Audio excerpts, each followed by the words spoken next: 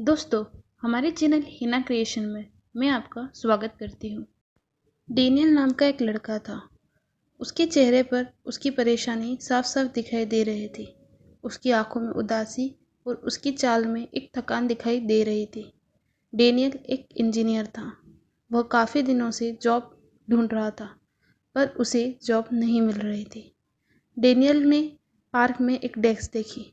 वो थका हुआ तो था ही, और उस डेस्क पे जाकर वो बैठ गया और वो अपने बारे में सोचने लगा।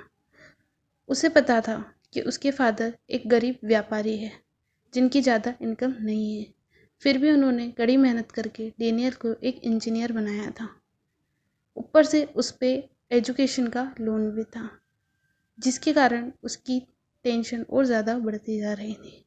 उसे लग रहा था कि अगर उसे जॉब नहीं मिली तो वो क्या करेगा, वो कैसे अपने घर का और अपना खर्चा निकालेगा।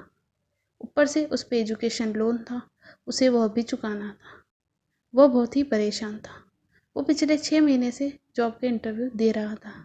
आज भी उसने कई इंटरव्यू दिए थे, लेकिन उसकी जॉब कहीं भी नहीं लग रही थी। उसकी एजुकेशन को कंप्लीट हुए 6 महीने हो चुके थे और वह घर से भी दूर रह रहा था, तो उसका खुद का खर्चा भी अलग से था। इसलिए वो बेहद ही परेशान था। उसे बहुत भूख भी लगी थी क्योंकि उसने सुबह से कुछ नहीं खाया था। इसलिए उसने अपने बैग में से एक खाने का पैकेट निकाला और उसे देखने लगा। डेनियल कुछ देर तो खाने को देखता रहा, लेकिन उसकी खाने की बिल्कुल भी इच्छा नहीं हुई। इसलिए उसने वो खाने का पैकेट उसी डेस्क पे रख दिया और वहाँ से जाने लगा। जाते जाते भी उसके दिमाग में अपनी परेशानी घूम रही थी। वो बेहद ही परेशान था। उसे समझ में नहीं आ रहा था कि वो क्या करे। उसके सारे दोस्तों की जॉब लग चुकी थी और वो सिर्फ अकेला रह गया था। इस परेशानी में उसे यह भी ध्यान नहीं रहा कि वह जाते जाते अपना बैग, जिसमें कि उसके सारे डॉक्यूमेंट्स थे, वो तो उसी डेस्क पे भूल आया था।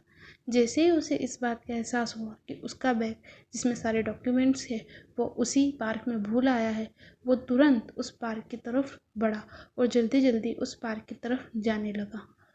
जैसे ही वो पार्क में पहुंचा, उसने देखा कि एक छोटी सी बच्ची उसी डेस्क पे बैठकर वही खाना खा रही है जो कि उसने उस डेस्क पे रखा था। उसे ये देखकर बड़ी हैरानी हुई कि वो छोटी सी बच्ची, जो करीबन 7 या 8 साल की दिख रही थी, वो वहाँ क्या कर रही है और वो अकेली उस खाने के पैकेट को क्यों खा रही है। वो बहुत देर तक पेड़ के पीछे से उस लड़की को देखता रहा, लेकिन उसके मन में खुशी भी थी कि उसके द्वारा खाने का अनादर नहीं हुआ है और वो खाना किसी न किसी के काम ज़रूर आया है। थोड़ी देर बाद वो बच्ची खाना ख़त्म करके वहाँ से चली जाती है। तब डेनियल उस पेड़ के पीछे से निकलता है और अपना बैग लेके फिर से अपने घर की ओर लौटने लगता है। लौटते हुए डेनियल को उसी लड़की के बारे में ख्याल आता है कि इतनी सी छोटी सी लड़की अकेली उस पार्क में क्या कर रही थी और क्या उसके पास खाने के लिए कुछ भी नहीं था कि वह बेंच में रखा हुआ वो पैकेट खा रही थी, जो उसे पता भी नहीं था कि किसने रखा है। वो बार बार उसी लड़की के बारे में सोचने लगता है और धीरे धीरे अपने घर की ओर बढ़ता है। 3 महीने बाद जब डेनियल अपने विंडो के पास खड़ा हुआ है और वह बाहर विंडो से देख रहा है, तभी उसका मोबाइल बजता है। मोबाइल की आवाज़ सुन के वो मोबाइल की तरफ बढ़ता है। जैसे ही वो मोबाइल उठाता है, उसे एक लड़की की आवाज़ आती है। वो बोलती है, कॉन्ग्रेचुलेशन सर, आपका सिलेक्शन हमारी कंपनी में हो गया है और आपको अगले 20 दिन में हमारी कंपनी में ज्वाइन करना है। यह सुनकर डेनियल की खुशी का ठिकाना नहीं रहता है। उसे बेहद ही खुशी होती है कि फाइनली उसका कंपनी में सिलेक्शन हो गया है। वह मोबाइल रखता है और फिर से अपनी विंडो की तरफ बढ़ता है और विंडो के पास जाके खड़ा हो जाता है। लेकिन आज उसे उस लड़की का ख्याल बार बार अपने दिमाग में आ रहा है, जिसको उसने पार्क में देखा था। वह यह सोचने लगता है कि क्या उस लड़की के माँ बाप नहीं थे उसके साथ और वह अकेली उस पार्क में क्या कर रही थी, और क्या उसके पास खाने को भी कुछ नहीं था, जो डेस्क पे रखा हुआ पैकेट में से वह खाना खा रही थी। ये ख्याल उसके मन में बार बार आ रहा था और उसे समझ नहीं आ रहा था वो क्या करे। उसने डिसाइड कर लिया कि अगले दिन वो फिर उस पार्क में जाएगा और उस लड़की को ढूंढेगा। अगले दिन सुबह सुबह उठ के डेनियल फिर से उस पार्क की ओर गया। जैसे ही वो पार्क में पहुंचा, उसने लड़की को इधर उधर देखा, लेकिन लड़की कहीं भी नहीं दिखी। उसी समय उसका ध्यान एक लड़के पे गया जो कि पेड़ के नीचे खड़ा हुआ था। शायद वो लड़का किसी का इंतज़ार कर रहा होगा। उसने सोचा, क्या पता इसको उस बच्ची के बारे में कुछ पता हो, ये उस बच्ची को जानता हो। उसने यह सोचकर वो उसकी तरफ बढ़ा और उससे पूछा, अरे भाई, मैंने कुछ दिन पहले यहाँ एक लड़की को देखा था, क्या तुम जानते हो उस बच्ची को? उसने कहा, हाँ मैं जानता हूँ, वह यहीं पास में पहले रहा करती थी, लेकिन 2 महीने पहले उसके माँ बाप की एक कार एक्सीडेंट में डेथ हो गई और उसका कोई रिश्तेदार भी उसको लेने नहीं आया।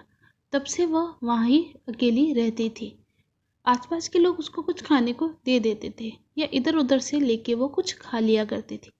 अभी कुछ ही दिनों पहले चाइल्ड केयर वाले आके उस लड़की को अपने साथ ले गए।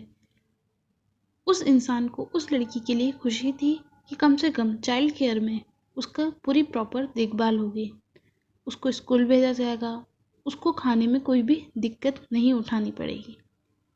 यह सुनकर डेनियल को बहुत ही बुरा लगा कि वह लड़की जो कि सिर्फ 7-8 साल की थी, उसके साथ इतना बुरा हुआ। वो चुपचाप डेस्क पे जाके बैठ गया और सोचने लगा कि मेरे को जब जॉब नहीं मिल रही थी तो मैं अपनी किस्मत को कोस रहा था और बार बार कह रहा था कि मेरी किस्मत कितनी ख़राब है।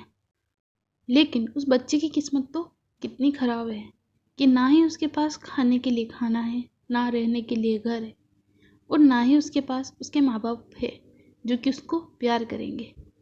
दोस्तों, इससे हमें यह शिक्षा मिलती है कि कभी भी हमें अपनी किस्मत को दोष नहीं देना चाहिए, क्योंकि इस दुनिया में ऐसे लोग भी हैं जिनके पास ना ही खाने के लिए खाना है और ना ही रहने के लिए घर, और किसी के पास तो अपने माँ बाप भी नहीं है, लेकिन फिर भी वो अपनी किस्मत को दोष नहीं देते हैं और हम जरा जरा सी परेशानियों में अपनी किस्मत को दोष देने लगते हैं।